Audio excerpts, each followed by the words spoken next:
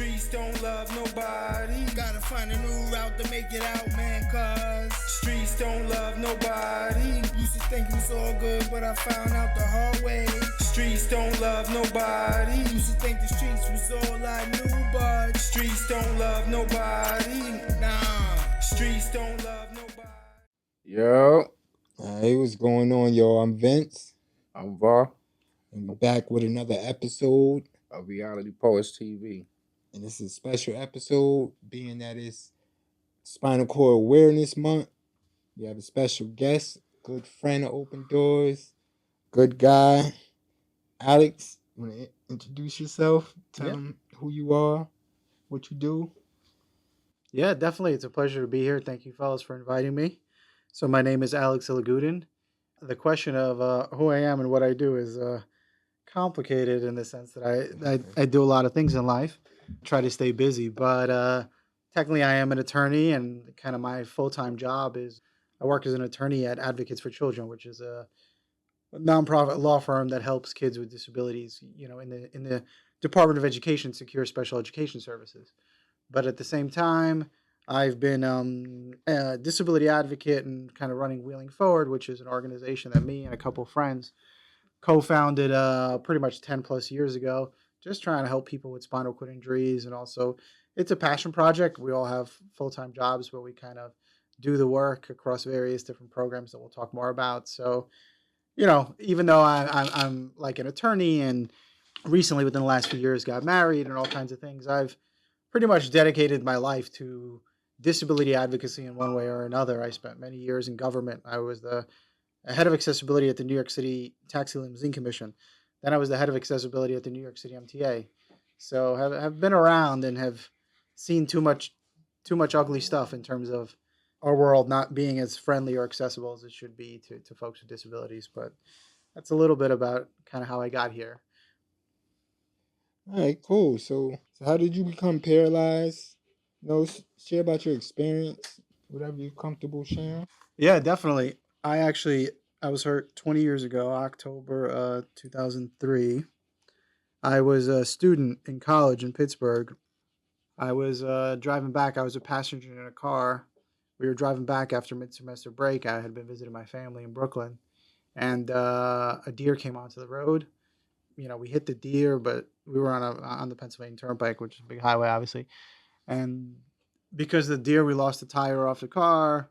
We veered off the road. We tumbled a few times, and the rest is history. That's how I sustained my spinal cord injury. I was in a car with a few people. I was the only one to actually, get significantly hurt. I think someone else broke their arm. The most I remember from my accident is I actually remember because we were in the wilderness of Pennsylvania somewhere, they sent a helicopter to get me. It was like 12 midnight, 1 o'clock in the morning by the time it happened. And I remember going into the helicopter, and even that is a little bit blurry for me. And they took me off to the hospital, and I don't remember much until I woke up in the ICU. I sustained a C5, C6 spinal cord injury. I was in Pittsburgh for a week or two, stabilizing, and then I flew back to New York and did my rehab at Mount Sinai Hospital. I remember originally, it wasn't like a month or two until I realized I was probably going to be spending the rest of my life in a wheelchair, because I was on a ventilator. My lungs collapsed somewhere between the helicopter ride and my surgery. So I was on a vent for 3 months. And honestly, most of that time period, I had no clue what was, only when I was a little better in rehab and they brought a wheelchair into my room, I was like, oh shit, this is like real. This is like hitting me, I spent 3 more months in rehab, and, rehab is kind of like, I don't want to say fun. It's certainly not fun, but you have a lot of people coming to see you. You have like all kinds of folks motivating you. I was actually very fortunate. I was 19 years old at the time. There was 3 other guys like under the age of 30, or 4 guys on the same unit as me, and we became friends, and we're friends to this day. And actually, with one of them, I founded Wheeling Forward, the organization. But it was a major shock. I had been playing football before. I played football at Brooklyn Tech High School, and then in college at Carnegie Mellon, where I was in school, I was also on the football team. And then you go from playing football to being a quadriplegic in a matter of a second, and that's kind of Yeah, that that shit sucks. was yeah. I mean, it's crazy because 20 years later, I don't think about it that much. You're just kind of like going in your grind and living your life. But when you think back to it, it's like, Yeah, you I, never think that you'd be like that. yeah, and now I hate to admit it, but I was 19 years old then. I'm 20 years in the chair now. At this point, I've spent more of my life in the wheelchair than I have out of it, which is all these milestones that kind of it doesn't mean anything, but then you're like, oh shit, like this is my life. Let me ask you a question. Do you live with pain, and how do you deal with it? How do you care for yourself? Yeah, I'll answer the pain part second.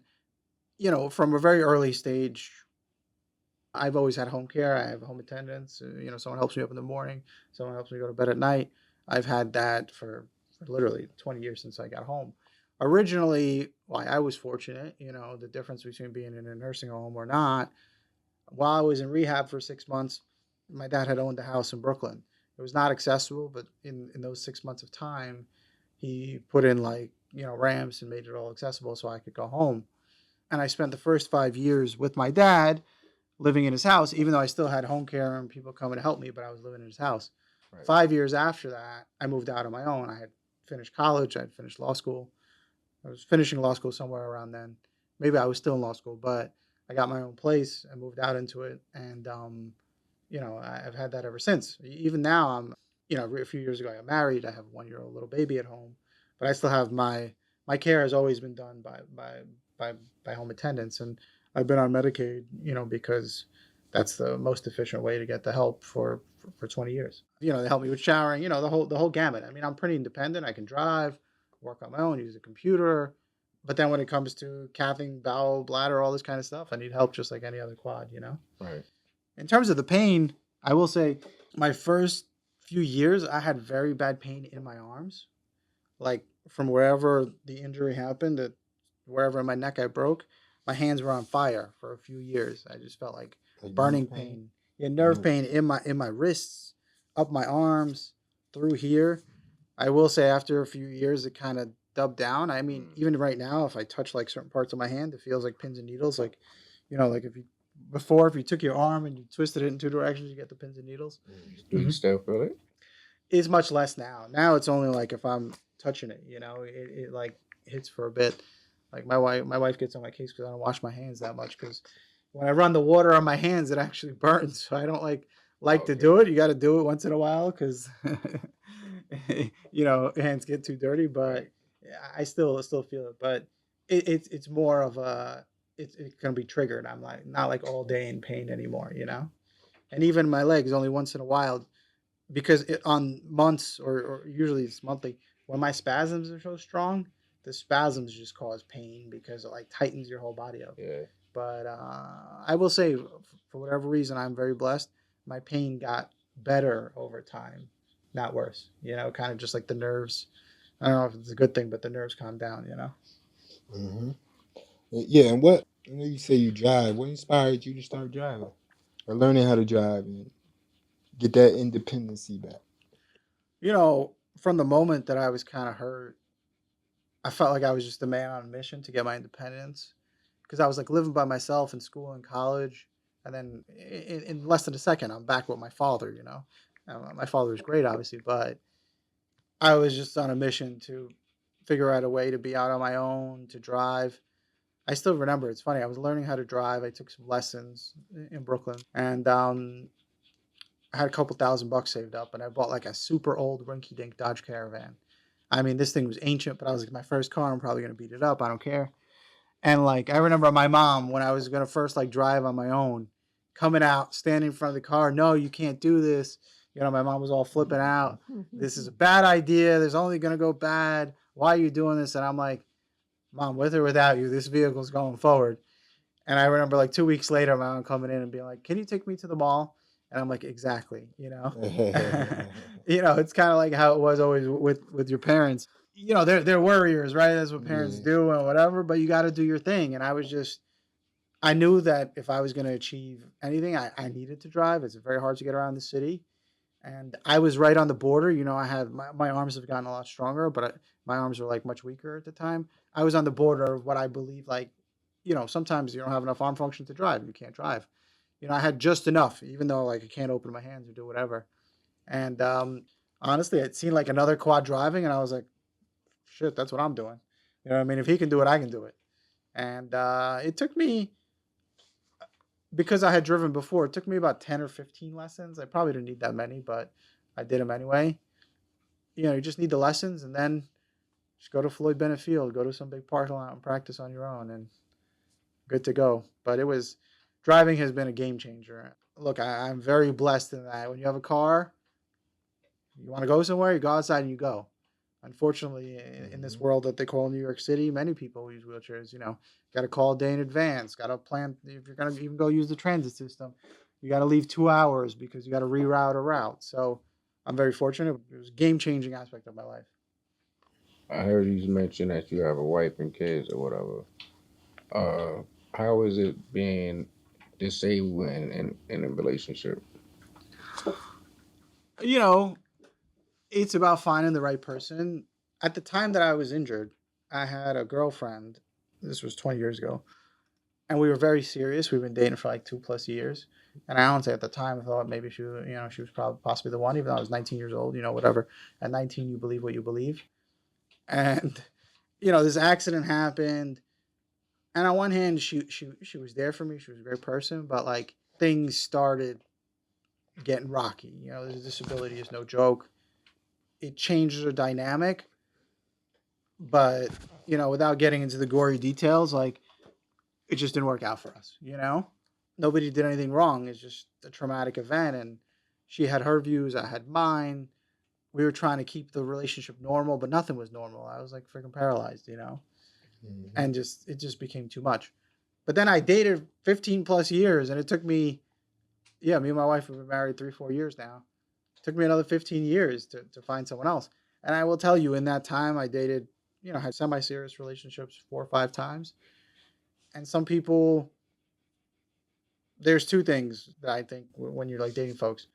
One, you got to be able to handle the disability. And to me, that doesn't mean like you got to be able to help me with my bowel bladder or do my care, but you just don't treat me like an alien. You know, I've dated women where they're like, you know, they treat you like an alien. Like they're scared of everything you're doing. They feel like if they touch you, always that, you know, they're like break you or some shit. Yeah, or whatever, you know. And then you have the women who can deal with it, like, yo, you're too close. You know what I mean? Like it's the other version. I prefer that, but I'm like, I'm gonna run you over. Like, you know, be careful, you know. But that's the way they got to be. It's just got to be a level of comfort where, in my opinion, it's not even a thing to them. You know what I mean? That's the first thing. The second thing is, you still got to be able to get along. I mean, I dated women that were good with a disability, but you know, I don't really like to have a lot of drama in life. And some women, after a year, we were fighting like cats and dogs. Like, no, I was in a place where I was like, I don't care. Maybe, you know, you can get into your mind and be like, shit, I'm disabled. I'm a quadriplegic. Does that mean I should lower the bar? Should I just settle for someone who's willing to be with me? Right. And I was like, yo, this life's too short. I'm not willing to have a miserable life. And like, if it doesn't work, then fuck it. Like it's done, you know? And candidly, I ended pretty much the few relationships I had in between. I was very fortunate to, you know, when I was at the MTA, who would have thought? You're at work, working in like this super corporate office. I met my wife, you know. At first, it was funny because at first we were working on some projects together, and I was like, you know, we were talking a little bit, whatever. You know, there was some things in the office where like maybe we were going to spend some time outside the office, and I spoke to my friends. And this is right when Me Too first started. And I was like, yo, I'm not going to be that guy. I am not approaching this woman. I'm not doing anything. You know, one of my friends was funny. He was like, you just hand her a letter and see if she consents to going on a date. I'm like, are you out of your freaking mind? Like, you want me to like send her a letter seeing if she consents to me like hitting on her? Like you in school. Or like, what is the world coming to? Like, I need a consent form signed before. It was really crazy. I was like, I'm not doing that. You know, but one thing led to another, and we started hanging out. She invited me one time, like, to where her family was, like, on a non-work day. And I kind of got the message. A year later, we were already married. You know, we dated for about 9 months, and then we got married. And that part's been great. Me and my wife are just good, From a disability perspective, like if she ever needs to step up and help me out, she always does. But like I make it my life to keep the disability out of our relationship as much as possible. Yeah. Like just style my home attendance, whatever. Yeah, if we're traveling on vacation, we got to plan more. If we're going places, we got to plan more. But to her, it's not a thing. She's better than I am. Like sometimes I go to a restaurant, I don't care to check if it's accessible. My wife's on the phone, like calling you accessible. I'm like, of course they are. She's like, I just spoke to them. They're not. And I'm like, oh shit, okay. She's better at it than I am. So relationship is great. I mean, in reality, it's similar to a relationship without a disability because this is your partner. This is someone who you ride or die, and somebody who like really gets it. And we've been through a lot. I mean, I mentioned we have a little baby girl at home. It took us 3 years to have a child. Like we did many IVF cycles. I mean, we did close to 10 IVF cycles. Didn't work, and we ended up needing to have a surrogate. So, which surrogacy and having a child being carried by another woman. I mean, we'd need 7 more podcasts to explain that shit. I mean, it's just like, it was insane. I mean, just the process and find the people and the money. And literally took more than 3 years to have one child. I mean, our little baby girl is amazing. Her name is Romy. She was worth everything. But life with a disability, if I could summarize, is great, but goddamn, it's hard. You know what I mean? It's just, everything is harder, Yeah. How important is community building and gaining them relationships within the community also? I mean, to me, community building, especially like as someone with a disability, it means so much. I mean, when you're newly injured, the importance when you're newly injured of having a community can't be understated. You can't, there is no textbook, there's no guide, there's no like perfect place to look, there's no website where you can figure out how to have, a spinal cord injury and be a quadriplegic. The only thing you can gauge yourself to is the people you meet in the community who are your peers and people that I met. And that's what helped me. I think that's true for almost everyone. I will say some people get to a point where they're independent enough, whatever that is, 5, 6, 7 years later. And some of them break off from the community and just go live their own life. They're like somewhere in Jersey doing whatever they're doing. That's great. It's a beautiful thing. You got your life, whatever. Some people, myself, like I chose a different path. I wanted to be part of the community. I wanted to help others in the community, whether it's through programs or meeting them or creating events just to help it proliferate. I mean, it's unfortunate that we as a disability community, I want to have so much to give to each other and like so much to offer, but we're scattered. You know what I mean? If it wasn't organizations, whether it's Open Doors or what we do or what they do, a lot of people with disabilities are stuck in their homes. Like there's not a natural integration into the community that occurs, and it's the comfort level that I think that comes from the community that gives people the courage. I always used to say 2 things. Rehab is great because friggin' 50 people in wheelchairs on the floor. You know what I mean? But you go home, you're the only guy in a wheelchair on your block. Right. And that's a shock to your psyche and your system that like is hard to handle, and a lot of times that hits people. It's like you the outcast. Exactly. And when you're the outcast, you don't want to be the outcast. So what do? You stay home. You want to be around people like you. Yeah. And either you do that, there's a community that, is available and you know how to find it, or you don't know where that community is because somehow you fell through the cracks.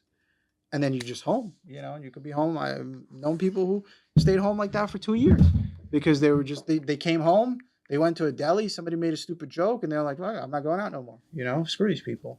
I mean, like for me, right? Like I go home like every weekend most of the time to visit my family. But at the same time, I go there because sometimes I get tired of being up here. But then, like you said, when I go down there, I mean, you see other people with wheelchairs now, but when you get around these people, it's like, okay, now let me go back around people that's like me, No, it's absolutely true. I mean, whenever I'm dealing with people in the world, whether it's government, whether it's work or personal, I say, I coined this saying, but it's not. If everyone you dealt with in life had a brother in a wheelchair, it would be all good, because people would get it, they'd understand, and they'd have that personal connection. But that's just not the case. So you're dealing with a bunch of, whether they're ignorant on purpose or by accident. There's a lot of that to deal with in the world. And, in my 20 years, has it gotten better? Sure, by like 2%, We've still got a long way to go. Tell us, how is it running a nonprofit organization? Oh, running a nonprofit. Holy cow. That is like, the short answer is the bane of my existence. No, I'm just kidding. Running a nonprofit is, I feel like it's been a roller coaster because Wheeling Forward started small. In 2012, we had our first fundraiser, and both me and Yannick, who started Wheeling Forward, we were busy. I was just starting my law career and doing legal stuff. Yannick, he works in the restaurant world and does all this stuff. And we didn't actually want to start a nonprofit. We were originally going to take the money and give it to other organizations. But two things happened.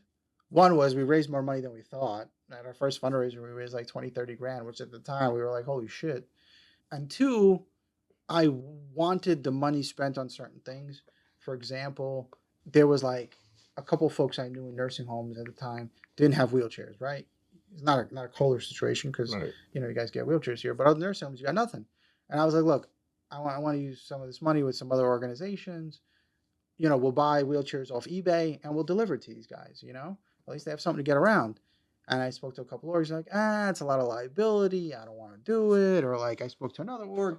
They're like, well, that sounds like a lot, and I was like, and me and Yannick looked at each other like, okay, we'll do it on our own, And we started as a real small thing, Wheeling Forward, just not expecting it to grow or get too big. And we would just do things. We really wanted to do things no one else was doing.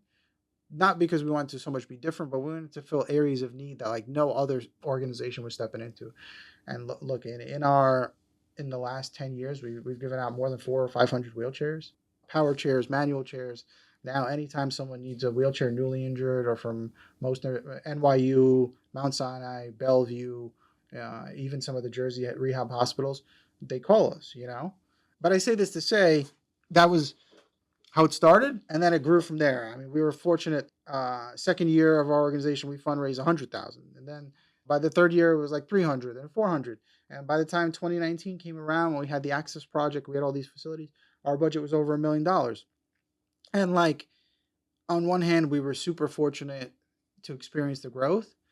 For me personally, I dealt with all the problems. I felt like the bigger it got, the more I was like, shit, I don't want to be involved in this nonprofit thing. Because I was, any problems would come up to me, like all the taxes, the compliance, other kinds of legal things or contracts. That's what I was dealing with. When I originally started, wanted to do the organization, I wanted to help people. I wanted to like meet the people we were helping and be on the ground, like, and the more and more it grew, and I know we were doing like, good things, the more my situation became just like somebody who does the less fun stuff, As difficult as COVID and the pandemic was, it was a real resetting moment for the organization, which I believe was helpful in the sense that, the Access Project closed down and, now is its own organization and my good friend George is running it. All these things, a lot of our programs, a lot of the momentum we had going stopped and we shrank as an organization. Now we only have a couple of people on staff and we're running, sporting program, a couple other things. It's much more manageable now and it's like, it's a little bit more fun. Look, when you run a nonprofit, for me, especially for me, my situation is unique. I work full-time 9 to 5, doing something totally different as an attorney. And I've been working 9 to 5, which is my primary salary and how I like feed my family, whatever, for the last 10 years. 2014, I think, is when I like finished law school. There was like a year I didn't work. And then I've been working every day of my life, 9 to 5, 9 to 8, since 2014. So Wheeling Forward in an organization has always been a passion project, right? It's not about a salary. It's not about money. I do it in the evenings. I do it on the weekends, and running an organization, even if it's not big or there's a little bit, it's a lot. It's like having another 2 children or another full-time job. So I love it. I like to keep what we do at the organization small because what I've learned is the bigger you go, the more shit you need to deal with. And like, Right. yes, you can help more people, but more stress and less fun. You know what I mean?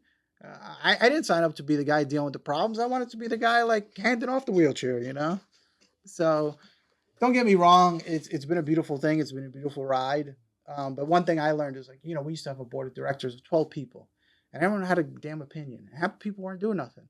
Today, we have 3 people on our board, the minimum required legally, and we get shit done like chop chop, That's So all you need. that's it. Yeah. So to tap more into that, like, what kept you going? Was it the fact that you knew you was helping people, the fact that it's not a lot of people, like you said, you wanted to do something different. Like what keeps you going today?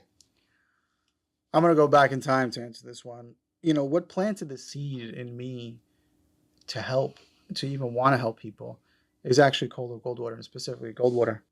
So when I was in rehab at Mount Sinai Hospital, I was there for 6 months. So I had different roommates, but one of my roommates for my last 2 months, his name was David. Young kid. I was 19, he was 17, but he was a young kid. I mean, it might have been even 16, I forget. He was a gunshot victim.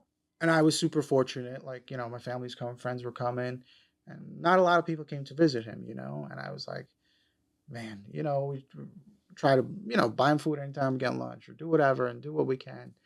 And he was in a really bad state. He was a C5 quad, but he didn't come off the vent as well. But he didn't want to go to therapy. He was like depressed. I don't want to live like this, whatever. He didn't get up for therapy most days. I mean, some days when there was a victory, he'd get up. Long story short, when it's time for us to go home, I went home. I was privileged. I have family who made my home accessible. Where'd he go? He went to Goldwater. He was a young kid. No nursing homes accepted him. Obviously, he had the background, whatever he was involved in.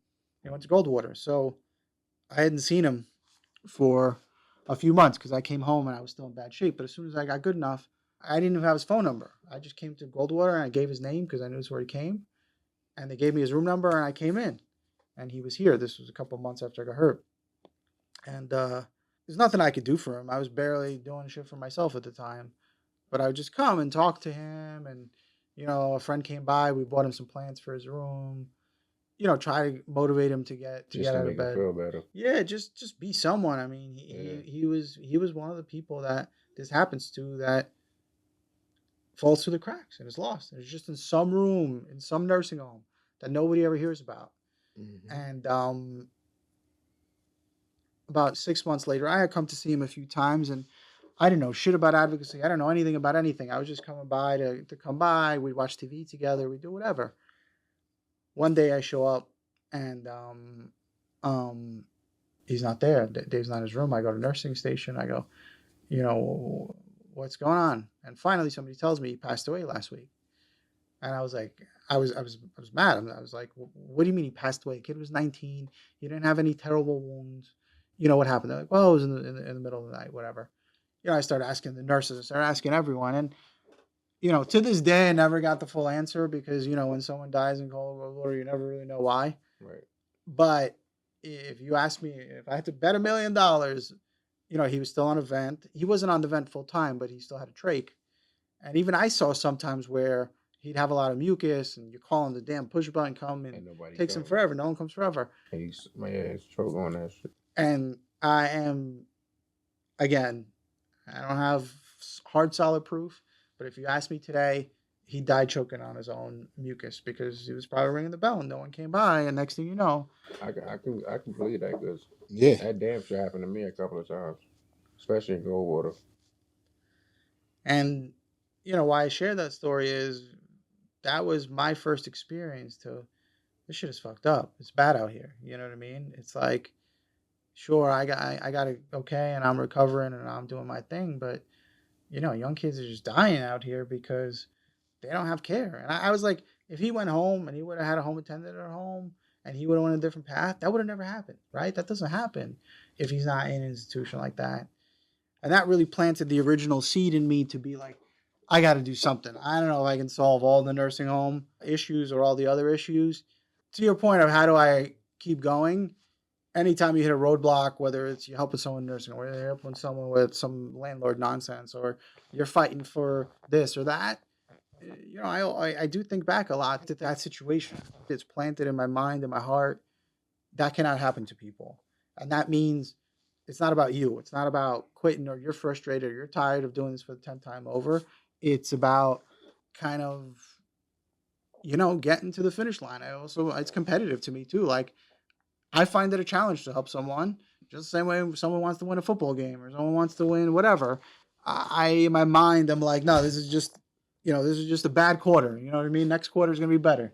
I just missed one shot. Got to keep shooting, and just keep myself in that state of mind. Definitely, man. We wanna thank you for coming by, taking some time out your day to come chill with us, and We appreciate you coming through. Thank you guys. It's been a pleasure. It's funny. I don't get to talk about these things that much, when kind of thinking back. So it kind of brings me back, and we're all in it together. I know you guys are in it. We gotta keep fighting. It's just it's tough out there, but the same way you guys are pushing and growing and trying to make a difference and raise awareness and break through barriers. Well, I like to think we're all on the same highway, just in different lanes. Yeah, and I also, I heard through the grapevine that you in talks with administration here, get some more programming going on in here, which that's a great thing because people really need it. Whatever program it is. Yeah, no, I'm hopeful. We have a meeting in a few weeks. We do some adaptive sporting, we do adaptive exercising at Wheeling Forward, we do a couple of other things. I'm hopeful we can do something. I know that there's a decent amount going on here, more than there used to be, but anything we can add to just have one more option for folks, hopefully we can do something. Yeah, definitely. Thank you guys. All right, thank you. Thank you. All right, and we out. Peace. Streets don't love nobody. Gotta find a new route to make it out, man.